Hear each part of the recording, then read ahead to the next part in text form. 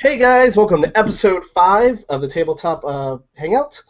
Welcome back. We took a little break there because we were so slammed with 2 conventions back-to-back. We had Kingdom Con and then Steam on Expo right after that. And I got a little under the weather with the con crud. So we're a little behind schedule, but we are back, and we are here to have a good time.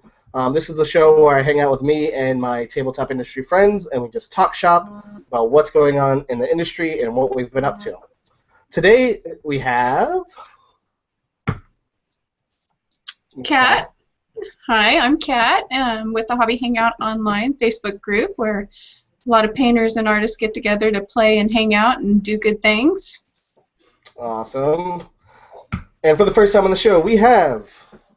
Hi, I'm Patrick. I am the Sculpt Dude. You'll probably know me from pretty much any of the miniatures companies that you've bought miniatures from. I've sculpted for them at one time or another. But most recently, I'm doing my own thing for Bombshell Miniatures. So that's my current thing. Awesome. And returning with us again... Hey, I'm Heath. I draw stuff. You guys have probably heard me say it before. I draw for a lot of different people. You know, this could be someone's first episode, Heath. Oh, fine. I'll go the whole gambit then. Hey, I'm Heath. I am an industry concept artist. I've been in here for about 6 years. I have not drawn as many minis as Patrick Heath has sculpted, but I'm closing in. It's just a matter of time.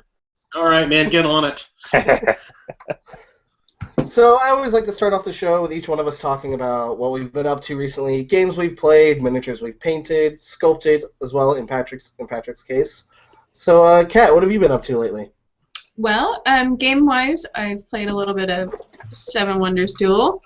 Totally love this little 2-player game. If you're a fan of Seven Wonders and like to go a little bit smaller, have you done this one yet? I have not. I've only played the base game of Seven Wonders. Oh, you should do the duel head-to-head, you and Elizabeth. It's so much fun. 2-player version? 2-player version, but it's actually, I think, it's more fun to run through because you know how Seven Wonders can be kind of isolated. It's you and the people next to you playing. This head-to-head kind of style, it's really fun. Little tiny cards, kind of more European-style little cards, and it takes up a small amount of space on the table. Runs through really fast, but it's super, super fun. Absolutely enjoy it. It hits my table a lot during the week. So how does the card drafting work when it's just 2 players? Is just take and pass the same, or is it a little different? Yeah, there's still a little bit of a draft element to it. It's kind of cool because you set up a board in the middle of it using the cards, and you kind of reveal the cards as you go up through the chain of cards, so you can't see what resources are going to be available to you, and you definitely build like a really heavy resource pool to buy things as you progress through. And the wonders are a little bit different. You have to buy the wonders kind of as the game reveals itself, but the wonders will also give you more resources. So you actually draft out the wonders at the beginning of the game. So you each get 4 of them, and you draft that out, and it's a little. The mechanics are easy, but it's a little more customized for your own player self than the regular Seven Wonders is, where you're just given the single map that gives you 3 wonders to build out through the whole game. This one's entirely like subjective to. Only one of you gets to build all 4 of them. The other one loses as soon as someone builds 4. So nice. Pretty cool. I definitely have to check doesn't it out. lose the game, but loses the ability to continue building. Yeah, definitely check it out. Is that new? I haven't seen it before. I think I got it around Thanksgiving last year. Okay, So cool. I think it came out last year. Might have been. I recognize the box art, so I've been asking now. Very cool. Very cool. Well, it's not like it's hard to miss a game that's come out, because it seems like every 5 days there's something new that's blasting. Like every time I look at TGN, I'm like, another new game, another line of minis, another new game. Right. Oh, great. But it's rare when they're not on my gaming shelf. So. Yeah, true. Huh? You can play, I think you have more games than I do. So, Patrick, what have you been up to? Oh, man, no good. I've been up to no good. This has actually been a big week for us. We have started fulfillment of Babes 2, and I know that there's lots of people from September that are wanting their Babes in a big way. Mm-hmm. And so we just got the shipment in let's see, not this Friday, but the Friday before, and Vicky's been packaging and shipping out orders, and I think we sent out 140 packages or so far. So it's, wow. yeah, it's been pretty brutal. How many packages did you guys have on that? We had about 500 and something orders, so That's it was awesome. it was pretty big. It was about half the run that we did on the first Babes Kickstarter, which was okay, because there's only 2 of us, working on it, so it's a big project. But the big thing that's on the workbench right now is I've got lots of client work that I'm doing for for Dark Sword and DGS Games and On the Lamb Games and Red Panda Miniatures and just a whole bunch of cool stuff that will eventually be coming out over the next few weeks that you'll see with my name attached to it. So, if I can get caught up. That is so awesome. Red Panda Miniatures, who's that? I don't know who that is. I have no idea. I have a little critter for Red Panda on my workbench right now. So. Yay! That's awesome. Well, hopefully, if I hope you don't mind if I jump in and talk about what I'm doing. Oh, do it, man. Yeah, that being the case, and me being the founder, owner, whatever, of Red Panda Miniatures, yeah, Patrick is working on a sculpt for me because I like the idea of actually having a miniature to sell at Gen Con instead of just going there and being like, I promise, guys, they're going to be great once you can buy them. So I know Patrick Heath well. We've been in the industry together for a while, and I am very excited to get him work finally on miniatures of my own design. Yeah, all of my stuff is going really good. We're in the process. I think we're a little over a month away from the rough launch of my Kickstarter. Right now, I'm literally just working on art galore. I feel bad because I kind of bombed Jonathan on Facebook earlier today. Like, this illustration isn't working. I'm gonna murder it. And he was just like, okay, calm it down. I guess it's worthless. I mean, it's a background piece. It's okay. Dude, I'm a self-loathing artist. That's how we operate. Like, if something's not up to par, we're gonna be like, I hate my life and everyone in it. Goose Fraba. Besides that, I don't know. I've been drawing a lot of stuff that I'm under NDAs for. Working with Soda Pop on a couple of projects. Pretty awesome. Yeah, pretty good. I'm happy about it. So what other games have you been playing, Mr. Foley? Oh, well, seeing as I was at CMON Expo and I actually had an opportunity to go to a con and play games, I have, oh god, which one to bring up first? Tada. I have to bring up Tada. Tada had been my absolute favorite on at the show. It's so funny because there's these huge games with giant miniatures everywhere, and my all-time favorite game there was nothing but cards and dice and silliness. Yeah, it's definitely a party game. I just want to explain it, or you want me to explain it? I will do my best, but please swoop in to help me. Okay. I remember I walked in the con, and you were sitting at a table playing this game, and it looked fun. And then all of a sudden the game ended, and you guys like, Heath, you got to play this. Get in here.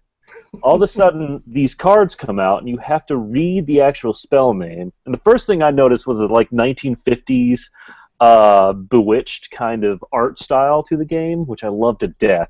But all of a sudden, this card gets laid down, and you have to read out the name of the card, like Spellingus Wellingus.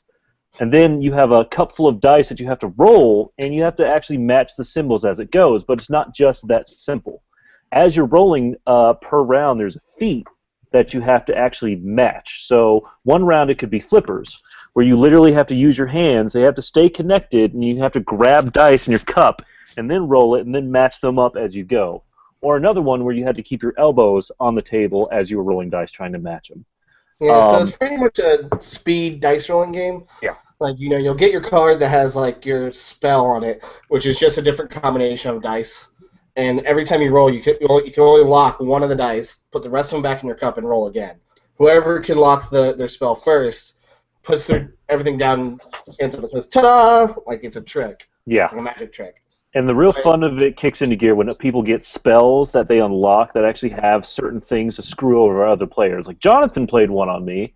That was terrible. I was this close from winning. This close. And Jonathan pulls out the spell card that's like, oh, well, for the next round, you have to play with your head connected to the table. And I was like, wait, What? So I'm sitting here trying to roll dice and make things with my chin touching the table, and then the feat card for that round was keep your elbows on the table. So I'm sitting here like, guys, I got it. It's fine. Don't worry about it. I got it. Right on.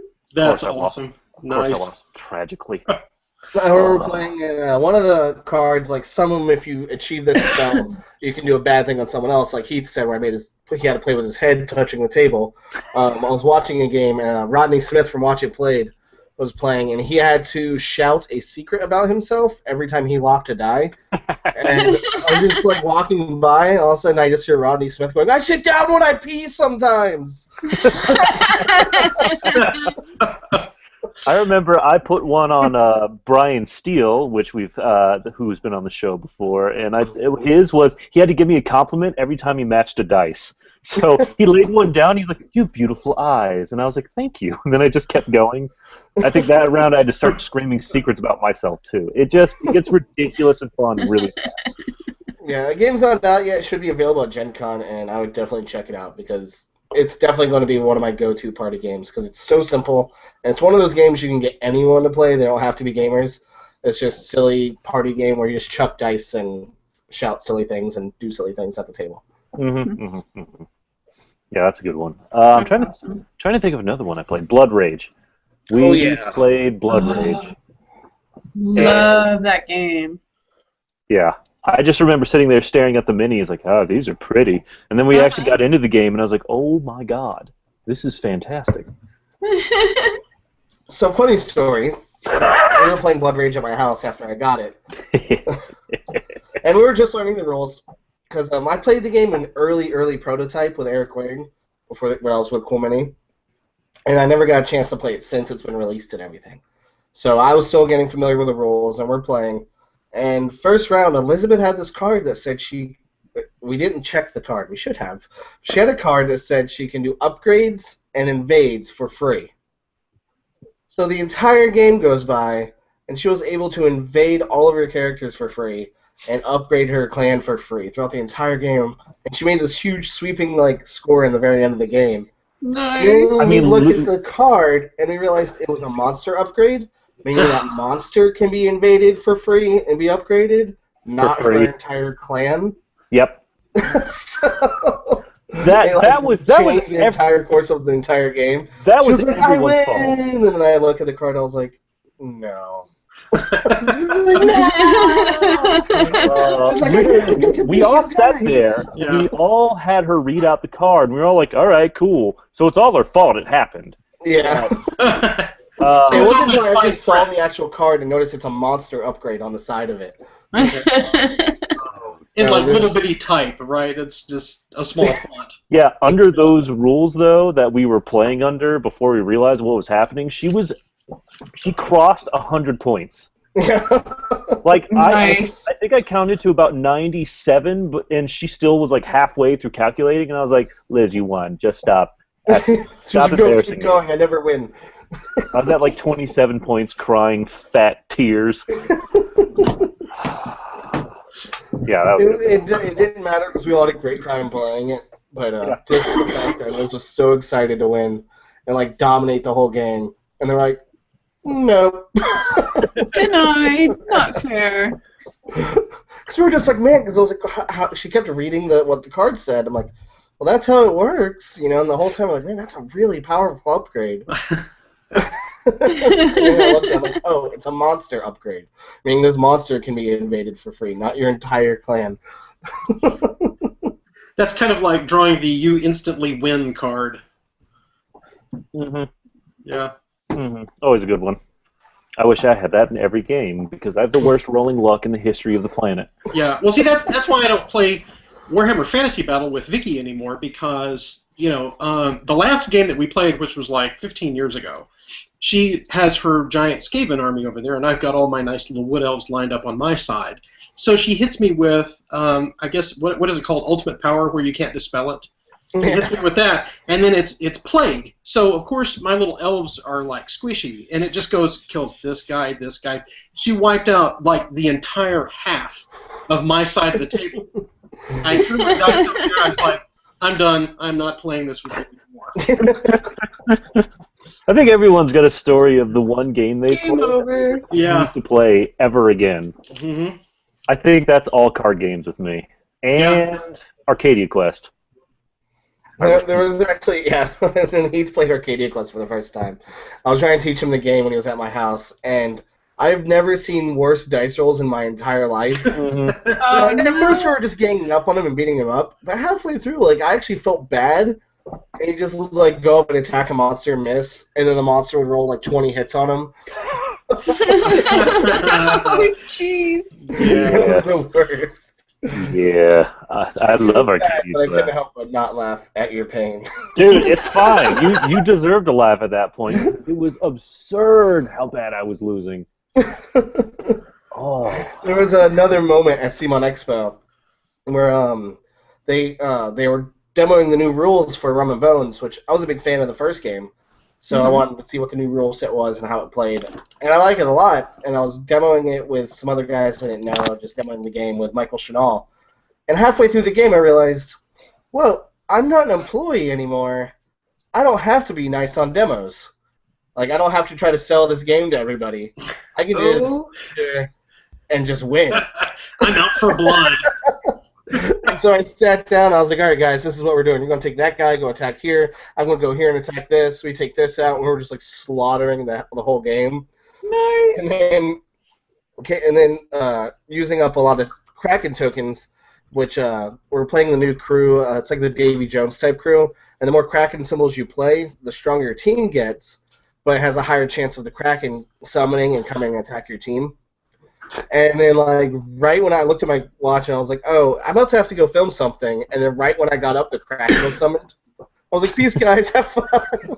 Have fun with that Kraken I just summoned.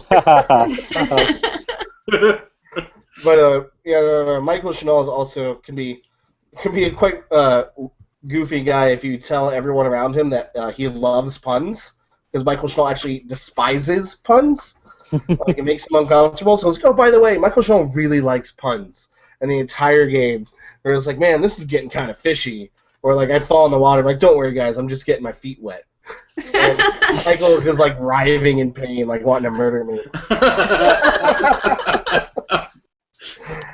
I love puns because they're the highest form of humor, and it's because you don't need laughs with puns. You just literally watch people's eyes roll into their heads out of anger and disgust. Or their ears start bleeding, yeah. It's okay. It was fun to get to sit down and demo a game and not be the one demoing it, and just because I was like, once I understood the new rule set, I was like, okay, I still know how to play Rum and Bones, and it just demolished everybody and just got up and left.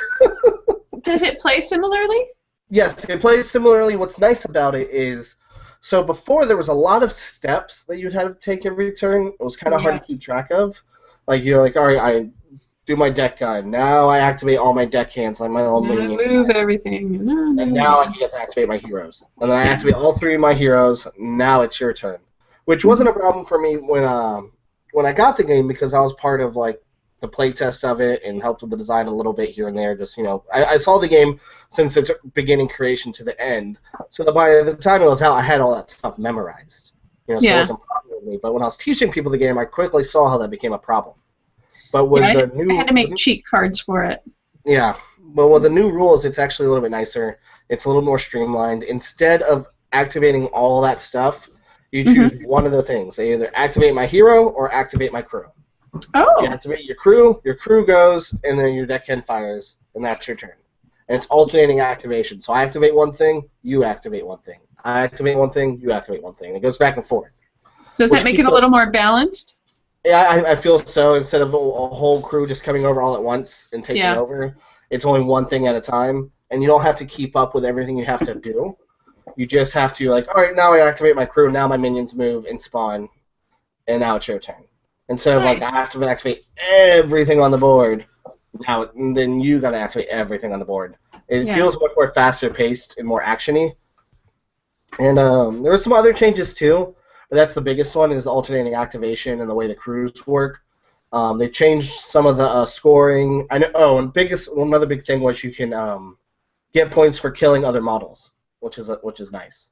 So you actually get points off killing the heroes instead of them just being obstacles. You get 2 points every time you kill a hero.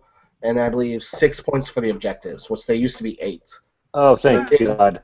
So do the heroes still get to come back? Do they sit out around and come back? Okay, cool. But you can win by just killing heroes. It's just the slowest way to win. Right. I just remember the first time I played against Jonathan, we ended up calling it a tie because he was trying to teach me the game, but he was also forgetting rules. The whole time we were like, easy. And then I got to do this. It's fine. Don't worry about it. It's good. And, it's good when you're playing against someone who's got it all memorized, because the first game actually starts to go really fast if everybody knows exactly how their turn roll goes. But yeah, if when everyone's new to the game, it could take a long time just to keep up all those little steps. So I really like the new rule set, and I look forward to seeing it when it's released. And Roman Bones models are always really cool with Jose Palomares' team, Big Child. They always got really cool models. Besides Blood Rage for me, I've been playing more Guild Ball, which I am addicted to. Are you loving it? Oh, it's still my favorite. It's one of my favorite games now. Yay! I'm playing the Alchemist, which I only picked because I could pick 2 fat guys with gas masks. And I was like, I like this guy and I like this guy. Okay, they're both on the same team. That's my team. Right on. But it actually worked out well because I normally like to play really annoying teams. With any game, I try to I'm the more backstabby type player. Yeah, it's great. Alchemists, and the Alchemists are the most obnoxious team, I think, because instead of being really good at attacking or really good at scoring, I'm just going to set the whole board on fire. Have fun. Oh, you're going to attack me? Okay, I got hurt, but now you're on fire too. Oh, over here there's some gas. You're going to get poisoned. And it just slowly tick you away and slow you down. It's just all debuffs all day long. I love being on fire. It's my second favorite condition damage next to poison, which you do both of. I was both poisoned and on fire when I faced you one time. That's true. I'm literally learning the game, and all of a sudden, like, I'm on fire, I'm poisoned, and I maybe knocked down one of his dudes, and I'm like, this is great. I love it. It's wonderful.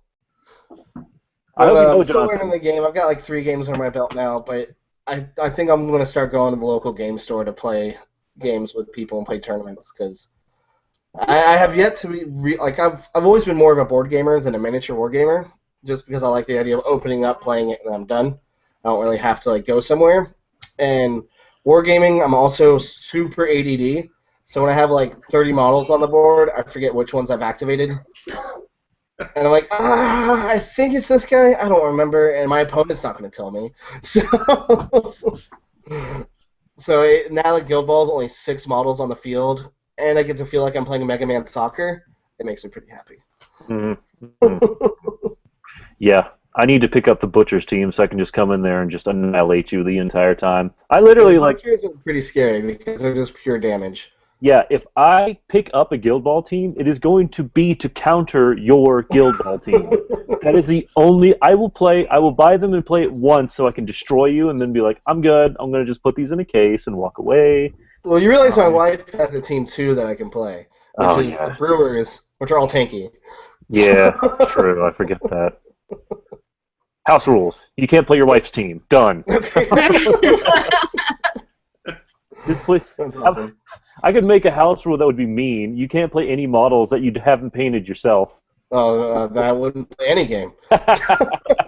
My selling point for Guild Ball was Elizabeth going, I want to paint those. I was like, sold. Yeah,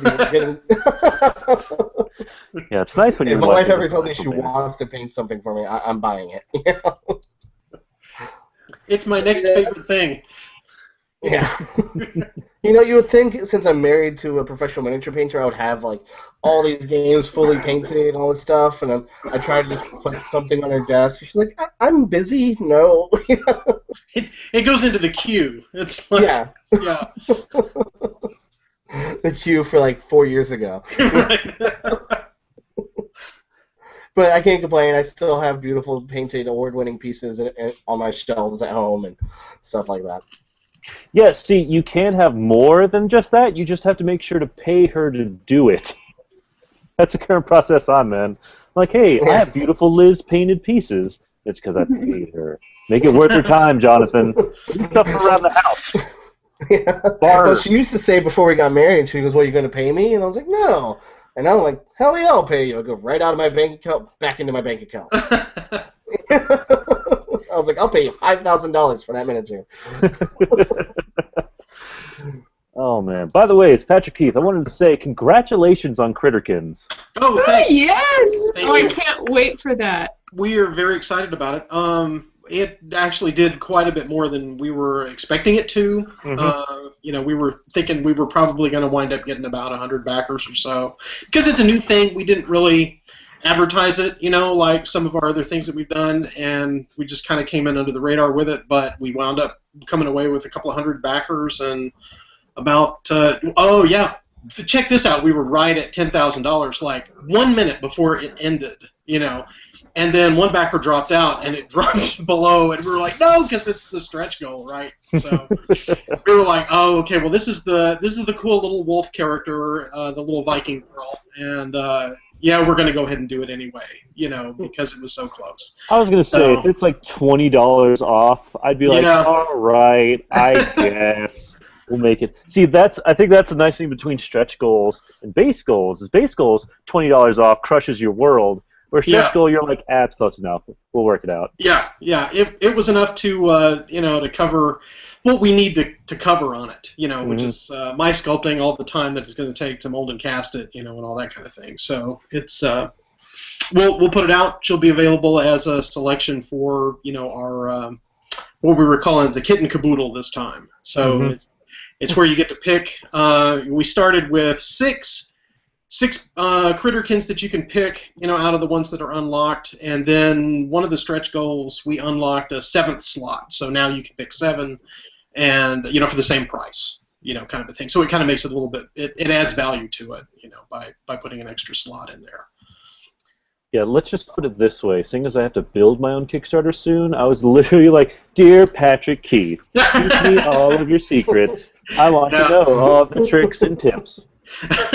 Well, what's funny about that is they're all out there on Kickstarter already. I mean, you can actually go back to like the first Babes project that we did and compare that with later projects and stuff. And there's this kind of shift because like when we ran Babes 2, this was like 2012, and there were very few miniatures, Kickstarters, or whatever at the time. And I was sculpting for Reaper Miniatures at the time, and they were, I guess what, Sedition Wars had hit, and that did like so much. And then Reaper Bones launched, and then it was just like steamrolled ahead. So I knew that, well, if I'm going to get into this Kickstarter thing, if I'm going to do my own thing, I want to do it, like as soon as possible. So I'd already had the concept of what we wanted to do, and I kind of rode the coattails of Bones because they were posting stuff over on their forum pages and the comments pages and all this, and since I were sculpting pieces for their Kickstarter project, I would go in and comment and say, oh yeah, well this is, I did this one and that one, and oh yeah, you want to back it because you want to get that one, kind of a thing. And so it started drawing attention to the fact that I had sculpted for them. So once that project ended and we launched ours like a month or two later, those backers kind of migrated over to our project in a way. It's like, hey, look, now he's doing one, so we're going to back that one, and it was really kind of cool, so it, but I mean, it was so like, hey, the idea that I have for this, I'm just going to draw it on a napkin, and I'm going to sculpt this thing. What do you think? And it's, well, here's money. And, okay, well, now I'm going to sculpt this one, and, oh, here's some money. And so, and it just kept going, and we're like, awesome. Yeah, so I came away with like, oh my god, now I need to sculpt like 18 of these things. Yeah, that's a crazy thing about Kickstarter is like the biggest fear I can imagine, like the thing fails, it's like, okay, not a lot of work. The thing goes into the stratosphere, like you make 30 grand, you're like, oh, I have to do 30 grand worth of work now. Yeah. Oh. In short order. God. Right. And there's just one of me. So it's like, oh, and it's hard enough for me to kind of keep up with, client work and stuff, on top of that too. Mm-hmm. So, but I mean, those days are over. I mean, you can't go back to that well because it's like nowadays, because there's two reasons for that. It's like, okay, first of all, as a backer, and I've backed a lot of Kickstarter projects. You can go out to our Bombshell thing. It's like I've hit 50 different projects, because one, I want to support the community. Two, I like the stuff. I want to have it, and I also want to encourage indie people that are like me. It's like, oh, hey, I want to start this thing. I've got an idea. Yeah, I'll back that, and kind of, put the word out and everything. But you can't launch anything nowadays with like a sketch on a napkin and expect people to throw money at you anymore. It's just that's the backers are savvy now. Okay, so they're like, okay, they want you to be vetted. It's like, okay, what have you done? What's it going to look like? You have to show pictures of like finished products. It's got to be like, well, we made the thing. Now we just need to make a lot of them, so buy them, and that's why it's kind of gone to this sort of pre-order type of thing in a way, and it's a different temperature out there, Yeah, I know that feeling, Mr. Keith. I know it very well. So Patrick Heath just got done with Critterkins. I'm in the process of working on mine, and so he's been a huge help to me in this entire process. And lots of late night Facebook messaging back and forth. Yeah, I'm sorry, dude. It's like this thing frantic 3 a.m. Like, how does shipping work? And I was wondering because you were really sweating that, because I would get these things. It's like, I don't know what to charge for this, and it's like, well, no, see, the post office already sets those rates, and your web store will find it and plug that in. So there's a lot of moving parts to it. So yeah. I think the actual nuts and bolts of setting up a Kickstarter is intense nowadays because, especially from the creative side of things, like I could do designs for days, and that's. I mean, there was probably a point in time where that was enough, where I could just show pretty art and be like, yeah, I'm going to do stuff. But now it's like, oh, damn, I now have to prove that I have a sculptor lined up, or I have minis already being created, or I have a design, or I then have to, not to mention, it's not just like I'm drawing a thing, here, buy it. Now you have to get like a graphic design mentality and actually setting up the web page or getting a video created. There's some science to it, but I think what people need to understand is that from like major corporations, there's a lot of talk about Kickstarters being pre-order engines. To a certain degree, that's true, even of the smaller guys, because you have to go there, guns loaded, and say, guess what? I'm ready. Bring it on. It's definitely so much more intense than I could have ever imagined, but it's a fun intenseness. There's a lot of stuff to it because you're really doing two projects when you do a Kickstarter campaign. The one project is the thing you want to make. Okay, so that all has to be in place. Like, well, I got to come up with the idea. I've got to design it. I've got to figure out, okay, what I want to make, how I'm going to get it made, and all that. Okay, well, that's the project. But then on top of that, you've got the whole second part of it, which is like the Kickstarter campaign. So you've got to build the campaign. You've got to come up with the levels. You've got to do all the math. I don't do math. The reason why our Kickstarter projects are as successful as they are is because Vicky does all of that stuff for me. I'm like, hey, I want to make a thing. And she's like, okay, well, I'll figure out all the nuts and bolts. So she kind of goes through and figures out, okay, well, how many of them are we going to be able to offer at this? And these other Kickstarters are doing these things, and the shipping works like this and all that. It's like, I just want to sculpt the thing, and put it out, So fortunately, I've got her as, this really, involved partner in order to come up with, like on our first Babes thing, she was the one that came up with the idea for the sidekicks, and sidekicks have been insanely popular for us because they're just these little critter or companion things that are like, it's a panda or it's a robot or whatever. She's like, oh, well, if you're going to do a character like this, well, you could have him, have this little monkey thing, and he's got like a blunderbuss, and it's like, that's a great idea. I would never come up with that, So I sculpt the thing and put it out. So it's really helpful, when you're working through that stuff, to have a sounding board, or even a group of people that you can kind of talk to and say, oh, okay, well, I've got this idea, and I think it's going to work like this, And back in the early days, there wasn't really any other Kickstarters to go and look at and say, well, they did this and it didn't work, or I want to do this thing and I want to do it different, You kind of had to make it up as you went along. So, and then you try and, well, this didn't work as well as this other thing did. So. And I definitely can't complain the way the gaming industry has gone towards Kickstarter because that's how I make most of my living these days. Right. Yeah, well, yeah. I mean, everybody really kind of wins on that. And for the longest time, as I was sculpting, I was just getting inundated with like, hey, would you sculpt for my Kickstarter? Would you sculpt for my Kickstarter? And it's like, no, because I can do these, or I can do 2 for you, or in 6 months I can probably do four pieces. So, but I mean, the backers were winning because they were getting all this new stuff that ordinarily they wouldn't get. Exactly. The creators were winning because they actually got to realize, ooh, hey, I can make my thing happen. So that was fun. And you also get the feedback from the backers as it's happening, because there's been times when we were with Cool Mini, there'd be little tokens that were a certain color, and everyone's like, no, I think they'd look better red instead of black, and then we got to change it. Yeah. Well, yeah, there's a certain design by committee thing that you kind of have to temper with that. Yeah. So, because I've gone back and had to make revisions on sculpts that I was doing because, well, we show this to the backers and they think, her butt's too big or what, that type of stuff, and it's like, all right, well, I'll fix that, So. Shave that off a bit. Yeah.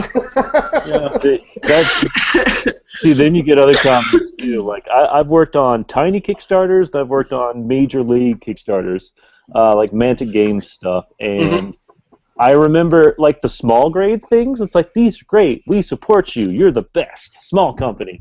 Then the second it gets to, like, Mantic levels worth of stuff, all of a sudden you see comments that are like, every woman's face you've drawn is terrible. Yeah, there's like zero latitude, Yes. Yeah, I literally had a guy tell me, every woman I've ever designed has an ugly face, and I was like, dude, I'm sorry I'm not drawing everyone as a supermodel, but it'll be okay. You realize that, right? You realize when it's this big, you're not going to look at her face and be like, it looks like Keira Knightley. We're good. But to be fair, Patrick Heath does do amazing sculpts of women. This is actually a conversation. Yeah. So if I'm sculpting it, you are going to get that. Yeah. So that's what you got to keep in mind. So I'm just going to draw ugly women and give them to Patrick Heath to make them look pretty. That's what pretty we're much. do. Hey man, I do that every day. We're actually having a conversation. Elizabeth was like, and Patrick makes amazing, miniature women. Sculpts women beautifully, and raptors for some reason. I was like, raptors.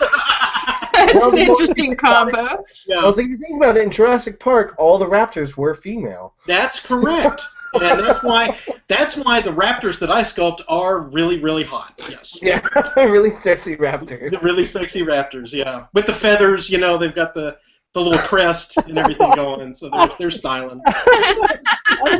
I'm just imagining like the picture Jonathan's going to put with this podcast of just like this raptor with all this caked on makeup. Oh, hey, wasn't there an artist that did like all of the Disney princesses as velociraptors? Yeah, or something? I saw that. Did you see that? I saw that, and I thought it was the most amazing thing ever. Because there's a Disney princess, like Disney Princess Sith, Disney Princess Jedi, Disney princesses as dudes. Every version. Avengers Disney princesses. Yeah. And then someone was just like, screw it, Velociraptor Disney princesses. And it was like them in a dress that they couldn't get into because the giant toe claw was like ripping in half. And they had all terrible wigs that were like falling off. I was like, this is the work of a genius. That was great stuff.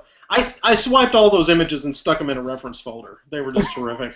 Because I may want to go back to it at some point. You never know. Well, that just reminds me of something terrible on the internet that Heath made me aware of. Oh, God. There is actually such thing, believe it or not, as pterodactyl porn. No. Yeah, see, I don't want to know that. All right. I have to prep I was like, no fucking way. And he pulled it up on his phone, and the image he showed me was literally a GIF of 2 people in pterodactyl costumes going to town. Yeah, I don't know how I discovered this. Perhaps Liar. lonely You knew how you discovered that. I blame Google. Yeah. I was at someone's house party, and this girl who I was talking to came up, and she was like, "You're the only person here who will think this is funny." And I was like, "What?" And then all of a sudden, like, hey, do you like there's this guy in this terrible pterodactyl costume just going to town on someone, and they had the wings and everything. And clearly it was like a helmet and then wings, and then they just spray painted the dude green. And I was like, How deep into the porn universe have you dipped where you're getting into like pseudo terrible pterodactyl porn? And That the is thing that blew my mind is dark that side of the web. the girl was actually like an attractive lady. It wasn't like they went to a bus stop and they're like, we Hey, have a job do opportunity. you like dinosaurs? Do you like dinosaurs? How much do you like dinosaurs? We have a job for you. I don't know why I turned into a raspy 50-year-old Boston smoker, but apparently they're all porn producers. Or Burt Reynolds. Oh, God, of course you brought up pterodactyl porn. That's the kind of show that we're rolling with. Yeah. It's all downhill from here.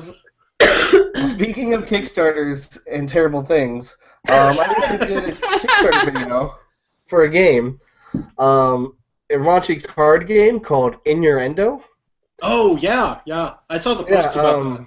They just launched today, and they're trying to get funded. They're just a couple in Indiana. They're starting this card game, and Illinois. Oh, sorry, Illinois. I thought it was Indiana. My bad. They're all the same, northern states. But You just lost 20% of your viewership. Right? Yeah, that's true. There's Indianapolis and Chicago, and then the rest of it, I don't know. Where are the conventions held? Okay, those are the states that matter to us. Yeah, pretty much. Actually, the card game looks pretty neat. Got to work on the video of it, which was pretty entertaining to work on a card game where the logo of it is the Shocker. I think that game is going to be the penultimate party game for people who got bored of Cards Against Humanity at some point or another. They're just like, oh, we can let our imaginations go wild and have terrible ideas? Wonderful. The fun thing about the game is, working on the Kickstarter, nothing in the game says anything bad. You literally take two innocent words and put them together to make a terrible sounding position, and then both teams have to describe what it is and make it up. And whoever makes up the funniest thing wins.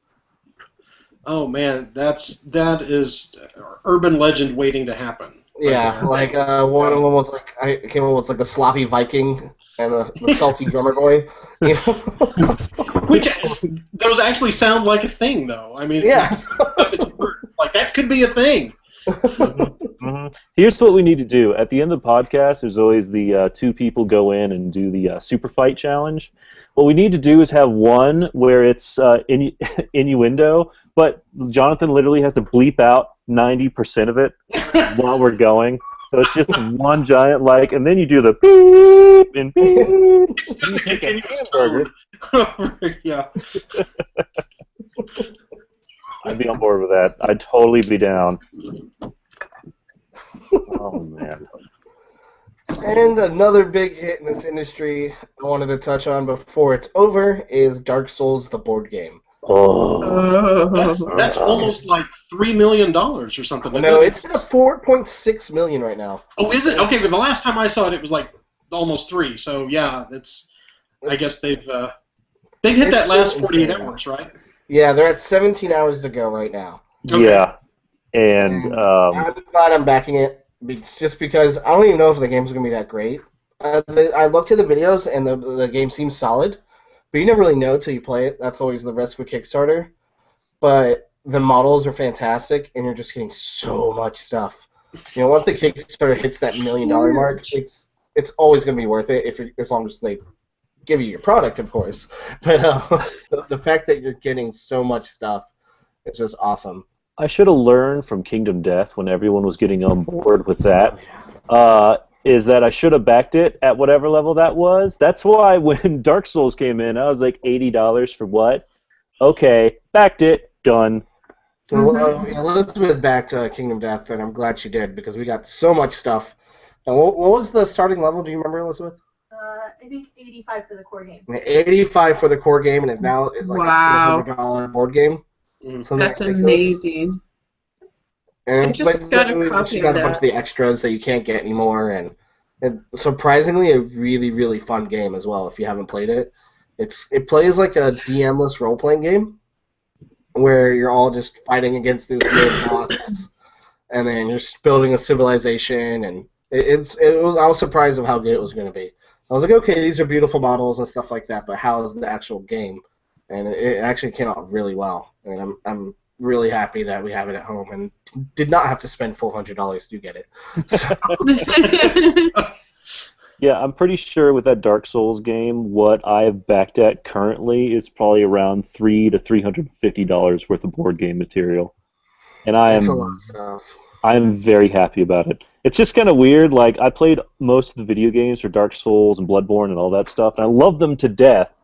In fact, I actually just beat Dark Souls 3 recently, and that was fun. Dexterity build. Yeah. Woo! I think it's funny that I spent twice as much on the actual board game, and I'm probably going to play. You're going to play that once. I'm probably, knowing me and the fact that Jonathan is my main board game buddy, and yeah, he's going to have a copy of the game himself too. I probably am gonna I'm gonna pull it out and be like, wow, this looks great. Shelf, never touched again. Wow. You just play his copy of it because it's going to be painted, right? Yeah. Yep. Listen. We play Kingdom of Death about once a month, so it's still worth it. I just got a copy of that this weekend to work on for someone, and opened up the box and was like, "Oh, holy minis! Whoa! Where do you even start?" So. Well, the neat thing about the game is don't you just need to do like a set of survivors and the lion to get going? Yeah. Oh. That's the neat thing about it is you look at the box and you're really intimidated because you're like, I gotta put all this together to play, and it's not designed that way at all. You really just gotta set up your heroes and then the boss, and then you play, and then in between sessions, like you can fight the lion like two times. So is it campaign style then? Yes, it's completely campaign driven. Okay, so I can do the lion part, and then we can move on. Do you have to move on and build more heroes and go to the next monster? You don't need to build more heroes necessarily. Okay. More so, you'd have to build the next monster. Okay. We've fought the lion twice or 3 times, and now we're to the point of building the next monster. And I wouldn't read ahead in the rule book because it's very campaign and story driven. Certain things will happen and trigger, and you'll have to flip to a certain page. It's kind of like those old choose your own adventure. Choose your own adventure. Yeah. That's it's a little bit kind of like cool. that. So you have these giant, gruesome boss battles, and then you go back to your settlement and you take like its body parts that you chopped off the lion, and make a hat out of its ball sack, which I did. Right in the ding ding. Yeah. that is my saying. When we first played Kingdom of Death, Heath was over. And we're attacking the lion, and you flip over the card to see where on the body you've hit it. And the card said you hit it right in the ding dong. But I read it wrong. I thought it was ding ding. I thought that was way funnier. And I literally stood up out of my chair. I was like, right in the ding ding! And I was like, threw my dice on the table. Which was an absolute blast. But the game always has a good story to tell afterwards, and I'm really looking forward to playing more of it. And I'm hoping Dark Souls has that same feel, because it has a lot of the similar boss mechanics, with the boss having an AI deck. It just seems, but it also has more of a dungeon crawler feel to get to the boss, is what I've been getting out of it. And I'm hoping it plays similarly. Yeah, I'm excited about it. I'm just excited about fighting some familiar bosses and getting into there and seeing if it is as tough as the actual video game was.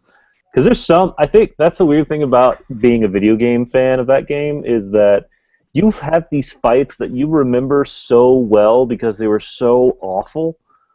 Literally make you just want to rip your face off. Blood-Soaked Beast from Bloodborne being my current nightmare zone. But then all of a sudden the board game comes out, and I was like, I totally need that boss. Because I remember it annihilated me, but it was so much fun. I don't know what kind of weird masochistic video gamer magic that they tapped into for that, but I think board game wise, if I can play with other people and we could die constantly, I'm fully on board. Yeah, it better be challenging or I'll be disappointed. Because why make a Dark Souls game at all if you don't just die straight on first turn. You know?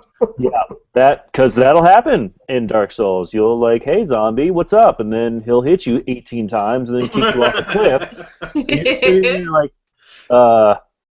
wait, what? And then you come back and he does it again, and you're like, oh, okay. That's why I don't play console games anymore. Because I'll get to like level 2, and it's because I got Fallout 3 before the 4th one came out. Because I went, oh, I want to try that. I got to like I didn't even get out of the complex. I'm like, I don't know what to do. So it's just like, I've got too short of an attention span for that. But Vicky plays Skyrim. Like it's gold. That's fun. Yeah. Playing Dark Souls Skyrim. reminds me of playing old 2D side scrollers. If you go back and play Mario, and it is brutally hard, and you learn by dying over and over and over again. Yeah. That's how you learn to beat the game. In Dark Souls, is you go try something and you die. You're like, well, that didn't work. Well, let me try this, and you die. Well, And here's the you thing. learn by dying over and over again, just like an old side scroller like Mega Man or Mario. Dude, That's so cool. Mega Man is harder than Dark Souls. I'm going to lay that out right here and now. The original Mega Man is harder than freaking Dark Souls has got like little cute save points. If you die, you pop back 2. Whereas Mega Man, it's like you have 3 lives. Congratulations. Yeah. Do you like being punched in the face? Because that's going to be happening to you the entire time. All right. Maybe I'm slightly masochistic because Mega Man is my all-time favorite, and I like Dark Souls games, so Yeah. those are the games that kick the crap out of me. Yeah. I'm surprised we're not like talking about Xenoshift right now as far as games. Well, kicking that's the crap another out of one you. that just literally kicks the crap out of you every time. That's the kind of game where I was making jokes, like there couldn't possibly be another one of these monsters. They wouldn't do that to me, and then suddenly there it is. Sure, why not? Another game that does that very well is Pandemic, and especially Pandemic: The Cure, the DICE version. I have yet to love The beat that version. Cure. Have you beaten it? Yes, we've beat it twice. I haven't beaten it yet. I've only played it like a handful of times, but we've beaten the regular Pandemic a ton. Like so much, I feel like I beat that game and it's gone. Like I broke it. Now The Cure I haven't beaten yet, and it's like on my challenges, like challenge accepted. I have to defeat this game once at least. I love the group mentality of we finally beat it. Oh my god! And you're all like dancing around and celebrating after you beat a board game with cardboard and dice and plastic. It's ridiculous. That's awesome. Well, we're getting towards the end of the show, and as you all know, I like to end the show with a round of Super Fight. And so, 2 people that have never played before would have to be Patrick, Heath, and Kat. Oh no! All right, bring it on. I'm bad at this. So, alright, so Kat, This gives me anxiety. you get to be Conan the Barbarian, armed with a piranha launcher. And Patrick, you get to be Michael Jackson, but with machine guns for legs. For legs, okay. All right. Machine guns for legs. Okay. You both get an opening statement and a closing statement. All Who right. would like to go first? Well, I could probably end this really quickly. Okay. Oh. All right, let's. Got some confidence. All right, You have the initiative. Kat. So, Conan Kat, Barbarian, armed with a piranha. go first then, Kat, if you've got the initiative. So. As Conan, with my piranha launcher, going to be fully attacking your legs and eating your legs right off, and your machine guns are just going away. Going down. Okay, I'll take that. Alright, so that's her opening argument. What's your opening argument? And you can go on a rant. If you watch the show, you see how people go. Yeah. I've been watching it since the first one, so. That's awesome. Thank you. Let's see. Michael Jackson, with machine guns for legs, would probably be able to moonwalk past where the piranha would be able to swim. Like if you were launching it. Oh.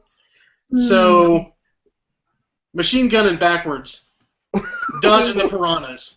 Yeah, and so every time his foot came up like this, that would be hitting Arnold, or Conan, rather. Blast. That's how I'm picturing it. So that's my opening salvo. Okay. Kat, what you got? Well, Conan, being probably quite a bit bigger than Michael, would just pick him up and hold him. Totally just hold you, bound, set you back down in the water with my piranha, and mesh forward with taking off those legs and your stupid machine guns. And Patrick, closing statements. I suck at this so bad. I can't believe you did this to me, Jonathan. Oh, man. My anxiety's up to here now. Closing statements, Patrick. Man, I really don't know, other than the fact that it's like if Conan was going to bear hug Michael Jackson like that with his machine guns going off, I would think that his flaming hair would set fire to Conan and just completely engulf all of them and burn to the ground. I thought for sure you'd go zombie on me. Yeah, well, that was a thriller. Yeah.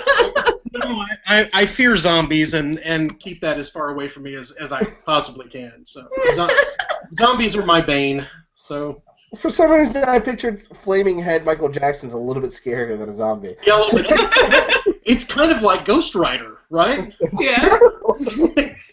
Except if Ghost Rider came up to you and was like, hey guys, that's ignorant. That's just... Yeah. Bubbles, where's Bubbles? Oh, he's on fire. Oh no. Actually, you did that really well, Heath. I do impressions, Patrick. You'll learn this about me very quickly. Alright, what are you voting for, Heath? Oh, this is tough.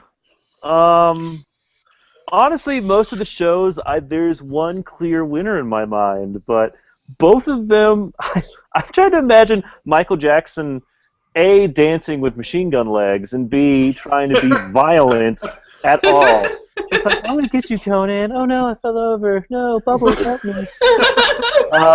But then I'm trying to imagine Conan with a piranha launcher at all, because he'd just be like, what do I do?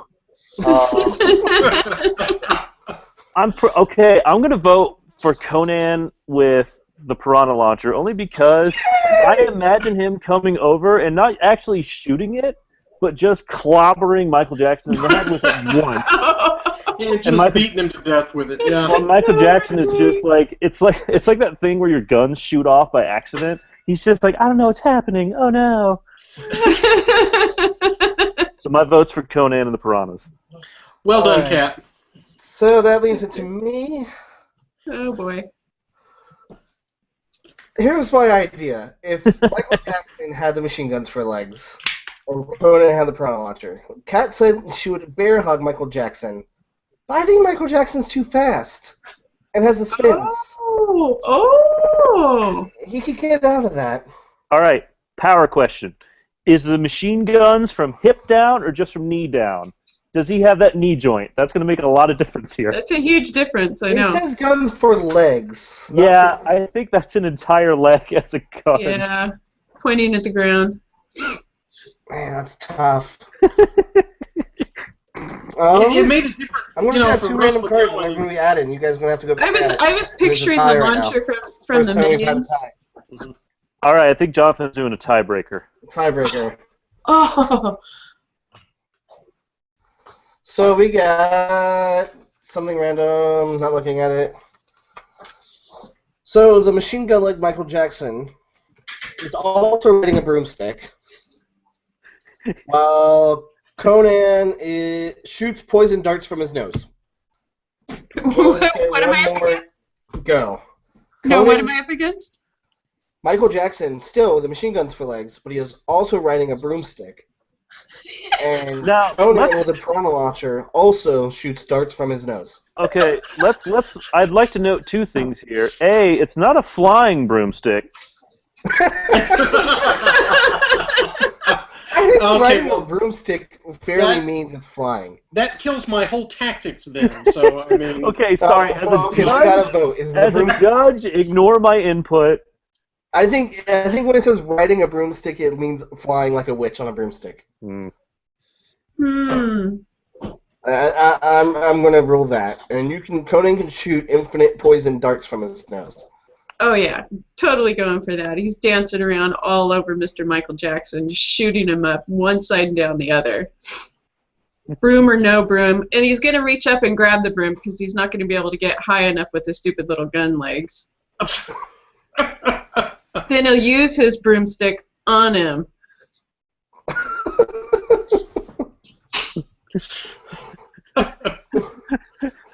What do you got, Patrick? Nothing anywhere near as creative as that.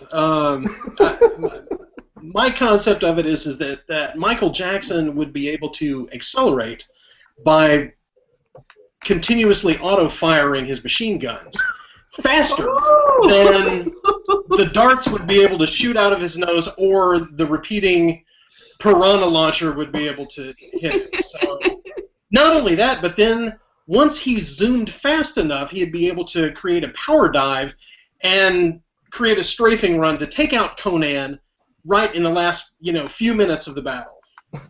Nice, because I've already taken your broomstick away from you and knocked you out of the air. Beat him to death with it, yes. This is tough, man. I'm just imagining being on a flying broom with machine gun legs. All you got to do is get a certain distance away, and then poison darts and piranha guns, physics-wise, aren't going to just keep up, because physics takes place with a flying broomstick. But then again, it's Michael Jackson. He is not going to really know how the hell to do. This is tough. I think just for the warrior spirit, I've got to keep it with Conan. But don't you think that since Michael Jackson is small and light, that he would be able to move pretty quick? Is that plausible? I'm going to say that's plausible, but I'm going to not say that's in his advantage. I'm just going to say that, oh no, what's his broom doing? And then he's going to fly into a tree, go down. There's going to be much death and pain on Michael Jackson's side eventually. I think Conan's going to just kind of tough it out. Nice. I'm picturing Quidditch. Yeah, right. Michael Jackson would love Quidditch. Yeah. I think we're going to have the first time ever a solid tie. Yeah. Yeah. I think as a judge, Elizabeth, that conclusion. you're going to be the judge. Michael Jackson with machine guns for legs. I didn't hear their arguments. Oh, you didn't hear their arguments. That's Oh well, not fair. that's not fair. Let's For now, it's going to have to be a tie. Yeah, we're gonna have to deal with the tie. Just flip a You're both coin. winners. That's so cool, Patrick. That means we took it together. That's right. It's a team. It's a team effort. Sculpting and painting. It's a team. Exactly. That's how that works. I was worried about this, but yeah, it's a solid tie. There's no way around it. Yeah, I think honestly, both groups would just end up somehow dying. I think it ends with them both dead. Yeah. That's still everybody wins. Yeah, that's The true. visual I've got in my head of how they both die is so damn funny. It's not even like Michael Jackson just spinning around like, I don't know what's happening, and then Conan just sneezing. Get to the launcher. Fabulous. Piranhas. Got a running That's nose, awesome. just poison darts for days. Ridiculous. Well, okay, you guys want anything to add before we wrap up the show? Do we want to plug some stuff? Can we do that? Yeah, Can go we for make it. Shameless self-plugging? Yeah, shameless plugs. Okay. Well, we just wrapped up the Critterkins thing, so, we're going to be getting ready to fulfill that here in the next couple of months and putting that stuff in the web store. Babes from Babes 2 are going to be in the web store at bombshellminis.com next month once we get finished with fulfillment, for all of our backers and everything. But the big thing that's coming up next for us is going to be Counterblast, and that's our pulp sci-fi skirmish game that we launched a couple of years ago, and we've got a basic rule book and stuff out for that. But right now, we've got the beta rules for the deluxe version. So this Kickstarter that we're going to do later this summer is all going to be full-color, full-size rule book with new art by Mr. Heath Foley. He's going to have some pieces in there and be designing some stuff for us. And then we're going to have Giorgio Baroni on that Awesome. did some of our Babes designs. he's going to be doing our cover and some other stuff for us too. So we're really excited about all the new things that we're going to do for that. Fantastic. So, you'll see us all over the internet. So. Awesome. I look forward to it. Can I plug something too? No. Come on. Come on. I'll shoot you with my Piranha launcher. I'm super excited with the Hobby Hangout Facebook group page. Our very own Patrick Heath will be there next Friday to do another session on sculpting. I'm very excited about that. Yes. That's so much fun. He's back in action now that he's done with his Kickstarter, and we have some other really fun artists lined up. The guys from Massive Voodoo, Rafa and Roman, they'll each be on in different weeks. We've got Ben Comets coming up and Matt Seswish. So that'll be for about the next consecutive 5 or 6 weeks. We'll have some really fun with Patrick. Some really fun featured artists coming in, kind of bringing in the Euro side as well. And I'm working on rolling out a really neat new kind of master series program for doing a series of classes over like a 5-week course. Ooh, Yeah, cool. lining that up. I need to find someone to sculpt a mini. Let me at my contact list, and I'll see if I can find somebody for you. Yeah. So that's one of the things we need to do is get the actual mini for that project together, and then we'll be able to launch that. And it'll be like a series of 5 weeks. Every week we're going to go start to finish through a model. And so every week will be a different session, and we'll record it for the people that can't be there. But we want to make a model specific for the Hobby Hangout to use. That's super awesome. Oh, that's cool. That's very cool. Working on some fun stuff. Anything from you, Heath? Of course. There's always something that I can plug. Well, like Patrick said, all the stuff that I'm working on with him, Counterblast, also this Red Panda miniature mini that he's working on. I've seen the design. I made it. It's going to be a good mini. Actually, I'm really ecstatic. It's a strange feeling when you are working with someone who literally tells you, "I'm really excited about working on this." It just means the quality is going to be up there. Yeah. So that's exciting. Besides that, the Kickstarter for Red Panda miniatures, for the first line of minis I'm putting out, called Wonder, which is basically an alternative world where animals kind of take traditional fantasy roles. I decided to do a line of minis for it, and I'm going to try and put out the Kickstarter at the tail end of June here coming up. But yeah, if you guys want to check it out, that'd be great. We've got information on the website at redpandaminiatures.com. There's also a Facebook group, so yeah. And I'll also put the links at the bottom of the section below the video. Oh, cool. In the description. Cool. Excellent. Yeah, in the description, on the YouTube description. I'll go ahead and put those in there. Awesome. Shameless plug. So, yeah. Absolutely. Oh, I can't wait for that. Well, thank you all for being on the show. It was super fun. We had our first tie of Super Fight ever. So we're going to have to Awesome. Yes. have you guys back We made on. history. Have you guys back on as different characters and have a tiebreaker. You gotta have a Rematch. loser competition too. Yes. Now, I was planning on having Spencer on the show and then having you and Spencer go at it as the loser battle. Spencer lost You as well should on make a Super loser battle with the most pathetic cards humanly possible. Oh, I can do that. I can do that for sure. Spencer is so good at this game. Oh my goodness. He lost against Brian Steele when he was on. Really? Yeah. Well, losing against a writer in a game where you have to use your imagination to make something fight is a little tough. Spencer's a writer too. Spencer That'd is be a little writer, too. intimidating. True. I Yeah. forget that. Spencer is a man of many talents. Yeah. He is so clever. All right, guys. Well, thanks for watching the show, and we'll see you guys next week. Thank you. Bye. Ah. Bye. Bye.